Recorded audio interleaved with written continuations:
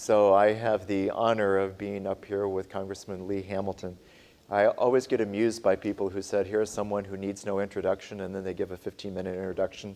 And so I'm not going to. I mean, you all know who Congressman Hamilton is from his long service here in southern Indiana and his role on the national and global political stage. So we only have 30 minutes, and I'd like to go ahead and get right to it as quickly as we can.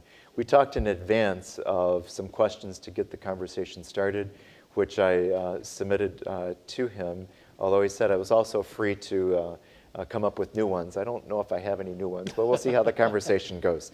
And we'd also like to leave a little bit of time for you all to ask questions, because I'm sure there are things that you'd like to know from him as well. But my first question to the congressman is that, I mean, clearly governments are the ones that control borders. They're the ones that enforce the peace. They're the ones that make sure that people don't get out of hand, that stifle violence when it comes up. And I'm just wondering that given that context of what I think everybody would agree is a clear governmental role in order to establish and keep the peace, of what, if any, contribution or role that businesses might play in that as well. Well, first of all, Tim, thank you for inviting me. A pleasure to be with all of you. I don't think you need much advice from me. You've got some real experts here today, this panel that preceded me, and I'm sure the one that follows. I have a different perspective, of course. The first comment I'd make is that peace is a many-splendored thing. There are many, many strands to peace. You mentioned government, obviously. Government pays a lot of attention to whether to have peace or go to war. Government's a major actor. But I believe that peace is in the common interest of both the business world and certainly government, and peace is certainly in the interest of the people. From my point of view, peace is necessary for business, generally speaking, and business is necessary for peace. It's a mutually reinforcing role that is important. Almost every relationship you have between the United States and another country, or the United States and another group of countries, has elements in it of confrontation and elements of cooperation. And what you try to do in making peace possible is to build up those elements of cooperation. Now, business creates economic ties. Look at the tie between China and the United States today. Elements of real confrontation, real differences of opinion, South China Sea, Taiwan, and all the rest of it, but also elements of cooperation.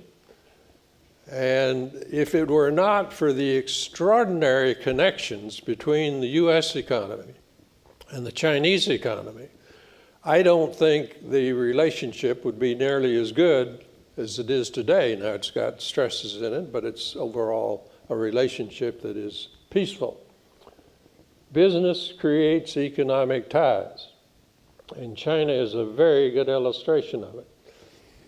I don't know if the business schools study Cummins Engine Company very much, but I knew a senior, I think he's an executive vice president, Dick Stoner, who's a good friend of mine, who used to go to China shortly after Nixon opened it up.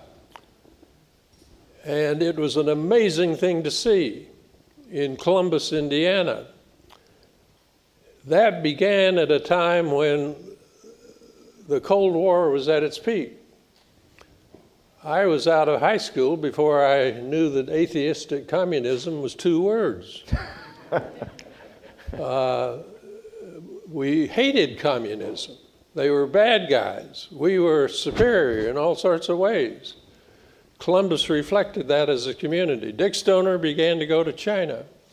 I don't know how many times he went. He must have gone 15 or 20 times. Cummins saw the advantage of selling diesel engines in China, and they began those contacts. And the amazing thing was to see the attitude in Columbus, Indiana, as it changed from atheistic communism to a country that was creating jobs in Columbus, Indiana. And if you want to change attitudes quickly, give somebody a good job who doesn't have one. That'll change attitudes pretty quickly.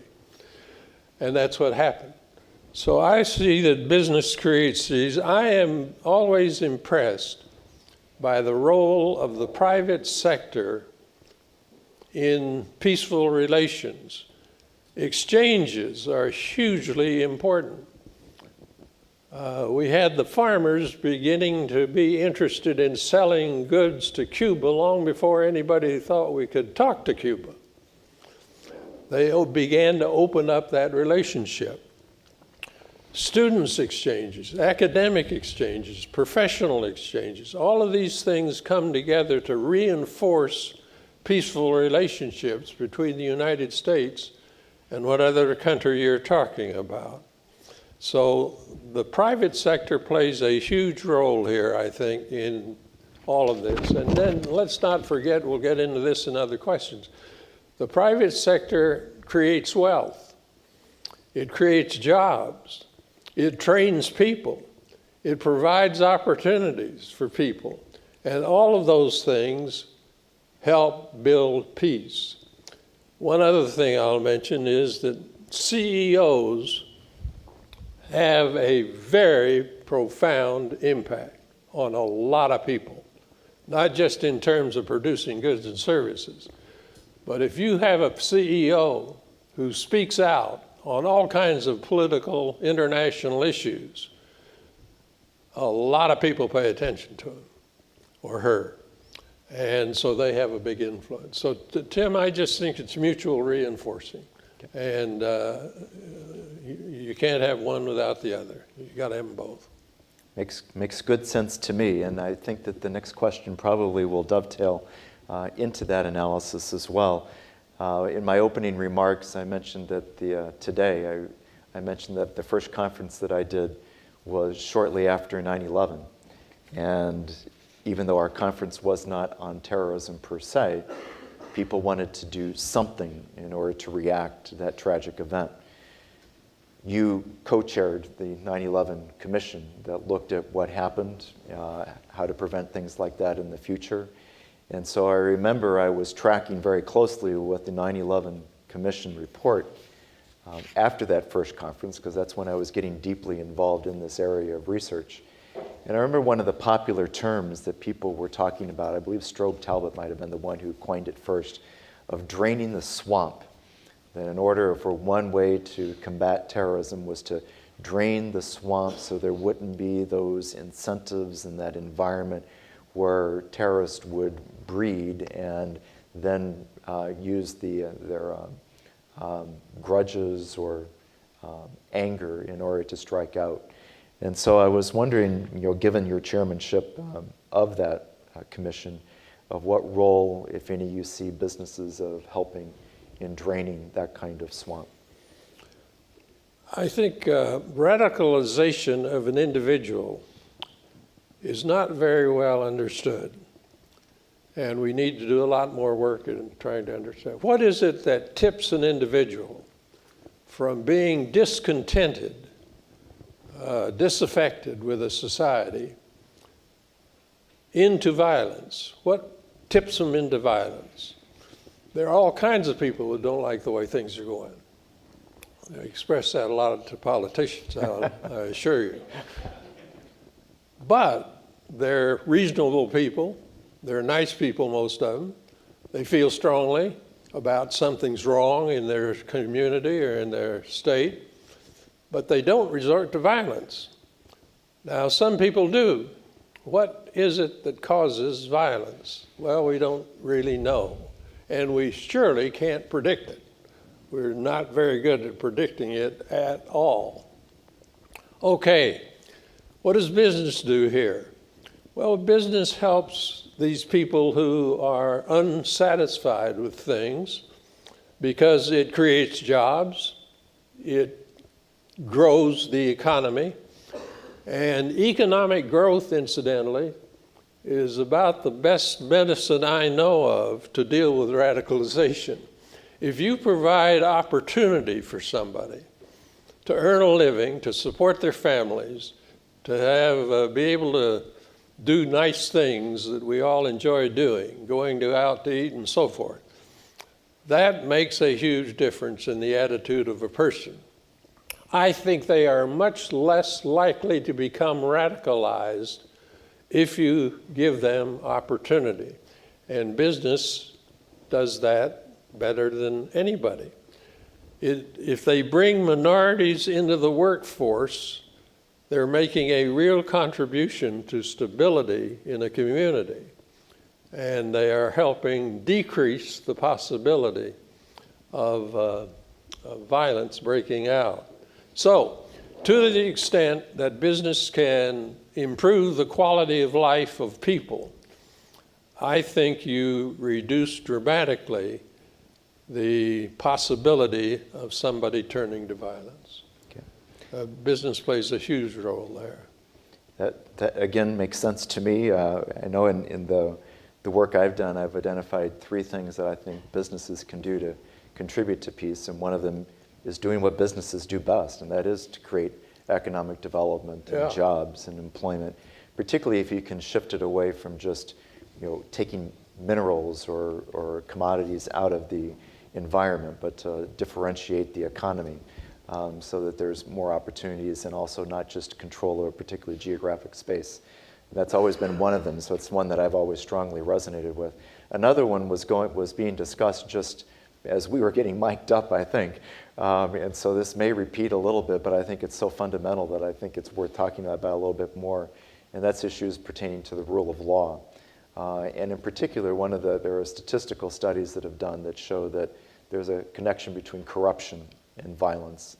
And so one of the things I've always said to businesses, if you want to do something, try to reduce the amount of bribery that you are paying, because those seem to go really well. So my question is, given your years in Congress, of what impact that you think laws like Foreign Corrupt Practices Act or the OECD Convention Against Bribery and Corruption, what kind of impact that you think that those might have? It's very hard for me to judge that, because that's really a kind of a criminal law question, and I don't know how good we are at enforcing those laws. The laws are good. They want to stop bribery. That's a big deal in the business world. And it's a formidable challenge for a lot of businesses to try to figure out how to stop corruption. There are a lot of businesses that are bad for peace. We got a lot of drug dealers out there. They do a pretty good business. We got a lot of criminal syndicates out there. They do a lot of business. Not all business is good. You got some really bad actors in business. You got businesses that exploit people.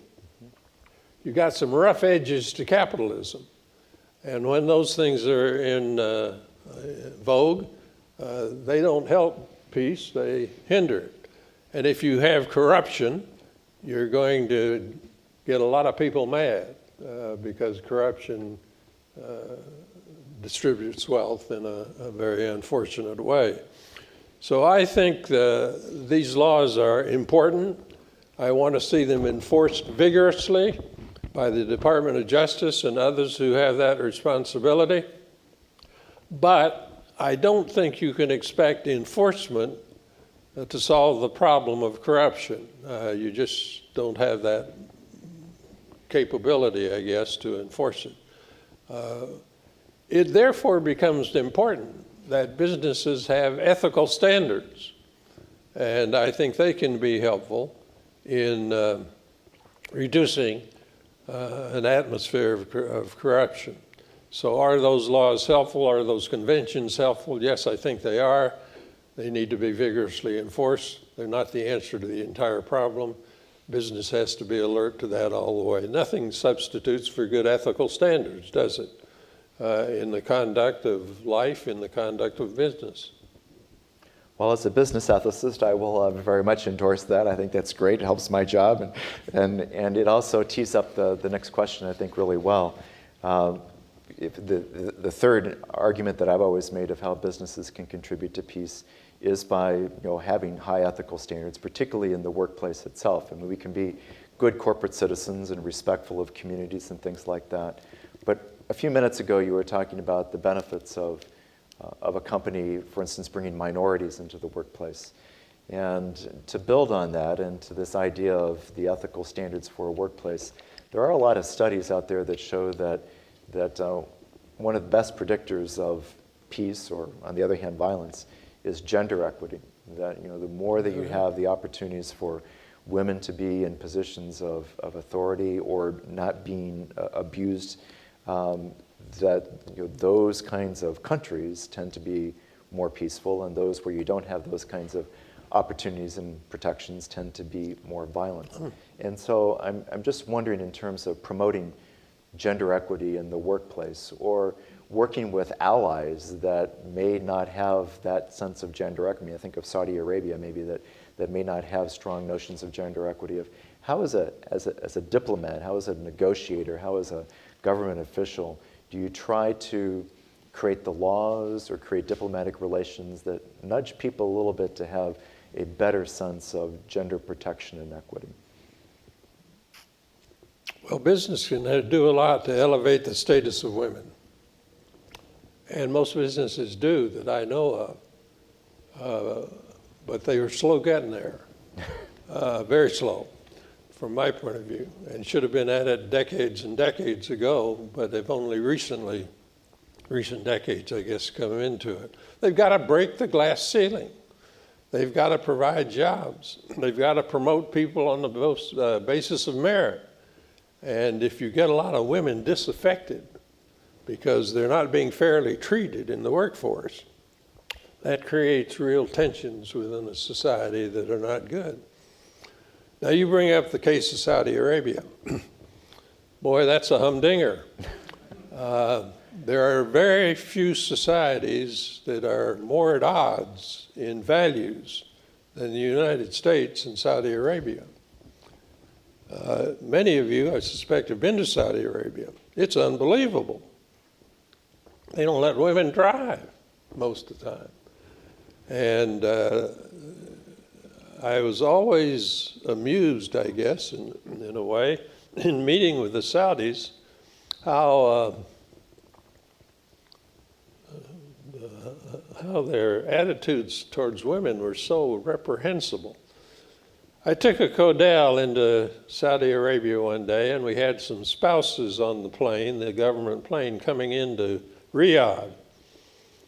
And they notified the pilots to the plane that when we got out of the plane, none of the women could exit through the front door of the plane. They had to go through the back door. I was in charge of the Codel, and I wrote back and said we were not landing. I was not going to have our spouses go out the back door of the plane while the men went out the front door.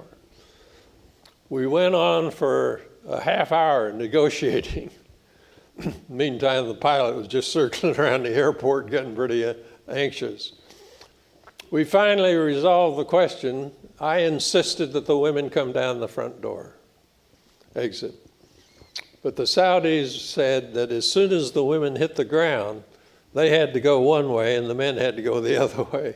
And I agreed to that as a concession. But dealing with the Saudis on this are terribly, terribly difficult problem.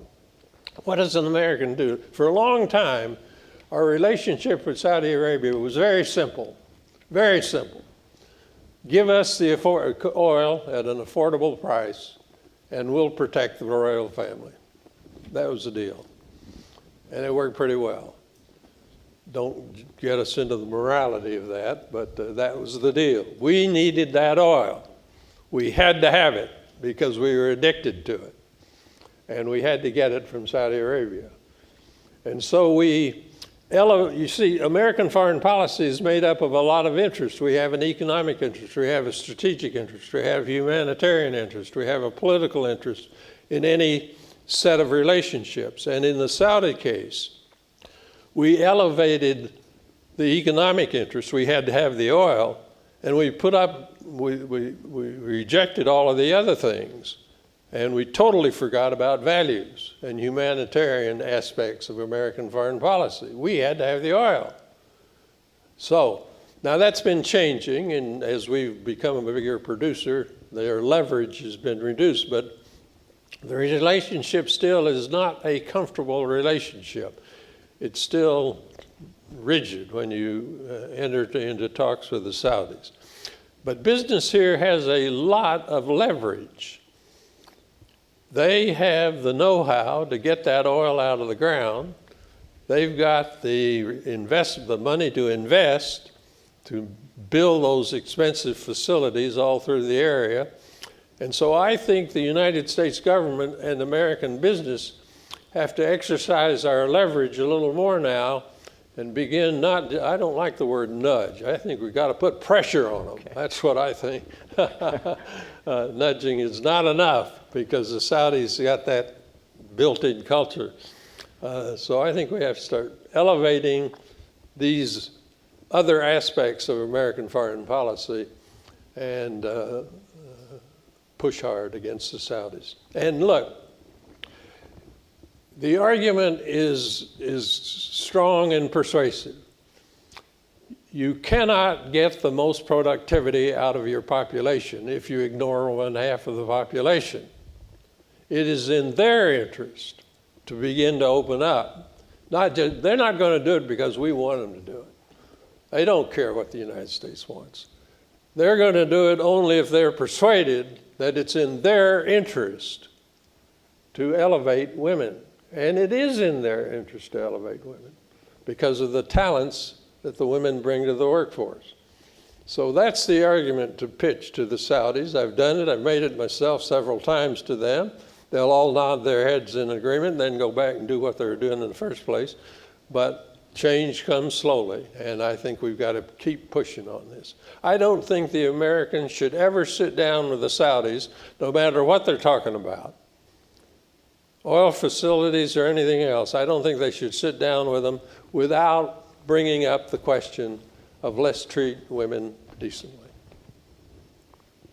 I would agree with that. And just to share a quick anecdote, I was at another university where I worked before. We were negotiating for an executive education program with the Saudis, and they said, well, we're willing to work with you, but women can't be part of the faculty because we aren't going to be taught by women. And our dean, to his credit, said half of our best faculty are women, and so you want our best, half of our best are women. And they said, we won't learn from them. And so they canceled the program. The university I was with canceled the program, which I was very proud of. I thought that because they left a lot of money on the table, but they said, you want our best, these are our best. And half of our faculty are women that are best. And I think that he did a little bit more than nudging on that. I always gave him a lot of credit for that. Incidentally, we've learned the lesson the hard way too. When we first started the space program, our mathematicians couldn't figure out exactly what needed to be done to keep these people in the right trajectory. Don't ask me to explain that, I can't explain it. But it took a lot of mathematics to understand how to get people into space. We couldn't figure it out. You know who figured it out? A 90-year-old woman mathematician. She could do it, and none of the experts at MIT and Caltech and Indiana University had it figured out. She did. And because of that woman, we were able to put people into orbit. Don't ask me to give you the details on that now. So I could ask another question or two, but I know we've got a little bit less than 10 minutes to go, and I want to make sure that you all have a chance to ask some questions too. So is there anybody who would like to pose a question at this point to the Congressman? John? Here comes the microphone, John. Why don't we wait for... Okay. Yep. Yeah. Okay. So in a number of areas of conflict, you'll see in the country that there's a authoritarian regime in charge. And just from a U.S. foreign policy standpoint, on one hand, of course, you can understand that the U.S. has some interest in stability, and they may support those regimes. But from our conversation today and others in business and peace, it's those regimes and the conditions in the country which actually lead to the conflict. So can you see moving forward a time where the U.S. moves a bit more towards supporting economic and social justice as a way of trying to minimize conflict and moving a bit away from supporting those authoritarian regimes, or, well, just your opinion on that? Well, my impression is every case is a little different, and you've got to figure out what your interests are, what their interests are, what their culture, what their history is, what we know what ours is, and you just have to try to work through every situation. Everything is a little different, it seems to me. But should we try to do it, I don't have any doubt about it, we should. I think we've been a little too hesitant over time to push our values in American foreign policy. Now, you get a lot of difference of opinion here, and I understand you got an ambassador coming up here shortly. That's right. He might not agree with me, but I think for the American people, values are a very important part of American foreign policy. And I don't think we should hesitate to push them. Now, we got a lot of people in this country who don't want to talk to a country we don't like. North Korea would be a good example. I've never bought into that. My view is that if you're going to make peace, you got to talk to people. And my view is that if you don't talk to them, the problems get worse. So I believe we ought to sit down and talk to the North Koreans. That'll shake you up a little bit. How do you solve the problem of nuclear weapons without talking to North Korea? Boy, if you can figure that out, let me know. Now, I don't suggest those talks are going to be easy. They're not. And I don't suggest you're going to be able to resolve them the first month you talk with them. It'll probably take several years. It took us a long time to get accustomed to talking to the Soviet Union. And incidentally, business can lead the way. You remember when Margaret Thatcher said, I can do business with this guy, talking about Gorbachev? Well, that didn't pop into Margaret Thatcher's head one day. The fact of the matter is, UK businesses were doing business with Russia. So she went along, and the business kind of led the way there. So I don't know how I got on that subject, but I believe that nonetheless the case. If you're going to resolve differences, I do not know any way to do it other than talking to people. Now, the 9/11 Commission is a good illustration. We had 5 Democrats, we had 5 Republicans, all of us partisans. We had the toughest security problems the country faced right after 9/11. And the 9/11 Commission sat down and we worked. And I remember on a number of occasions driving across the 14th Street Bridge at 3 o'clock in the morning and saying to myself, we're never going to agree. And Tom Kane, the chairman, a marvelous man, said we're going to sit down and talk about it further. And we talked and we talked and we talked, and we reached a consensus on 67 recommendations, most of which have been adopted. It can be done. It takes time, it takes effort, it takes perseverance, but you can work through problems. And I think you have to adopt that attitude. I just flat out don't agree with American policy over the past few years where we have said that we'll talk to the North Koreans if they give up their nuclear weapons. Well, hell's bells. That's a non-starter if I ever heard one. You got to talk to them. Thanks for giving me the opportunity to tee off on that issue. Is there another question? Yes, sir. I probably intimidated them out there, too. Yeah. I think they enjoyed it, actually. Hi, thank you for being here. I think this is the first time I can remember in my lifetime where both political parties seem to be going down the road of trade is bad, or more yeah. trade doesn't, it feels that way in the political discourse. Yeah. And I guess the question is, for business, obviously trade is something that we thrive on and we need. Within the political situation, how does that discourse, do you see that playing out? And what are the responsibilities of the different parties to try and encourage trade, or vice versa, depending on your opinion? Well, I'm disappointed with that trend that you refer to, and I'm sure many of you are. Look, we have believed in open trading systems, fair trade in this country for a long time. It's been a staple, really, of our politics and our government until today. Both political candidates are on record against what the TPP is, the Trans-Pacific Agreement, and both of them have said they're going to get tougher on trade. Some of them, Trump is proposing the very large tariffs and all the rest of it. Clinton hadn't been, in my view, much better. So it's bothersome. Now, I think what happens is this, from a political standpoint. Trade is a complicated matter, and it has advantages and it has disadvantages. The advantages are very diffuse. I pay a few pennies less for an item in the grocery store. And that's not very visible. The disadvantages of trade can be very visible. The man next door loses his job.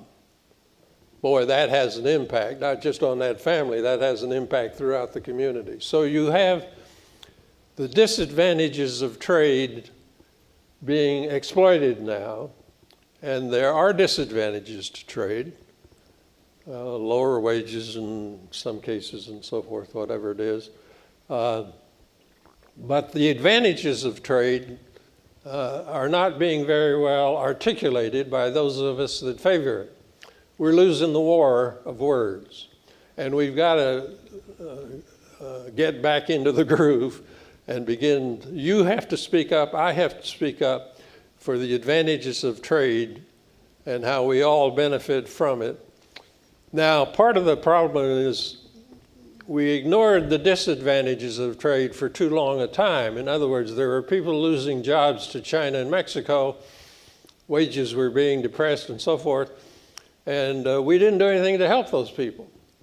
And so they got pissed off. And they had a right to get pissed off, from my standpoint.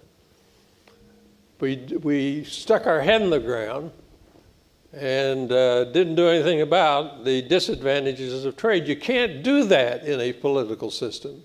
It'll come back to bite you, and it bit us, and it's biting us now. And so you have Trump and Clinton running around the country banging trade. We gotta overcome that. We've got to push back, and push back hard. Okay. Well, I think that we're end of our time. That was a lot of fun. That was a great dialogue. Thank you to the Congressman for coming, spending the time. I know you've got all kinds of commitments and pressures on your time, but we appreciate the half hour you're able to give us here today. Thank you all. You had the amateur hour for a half hour.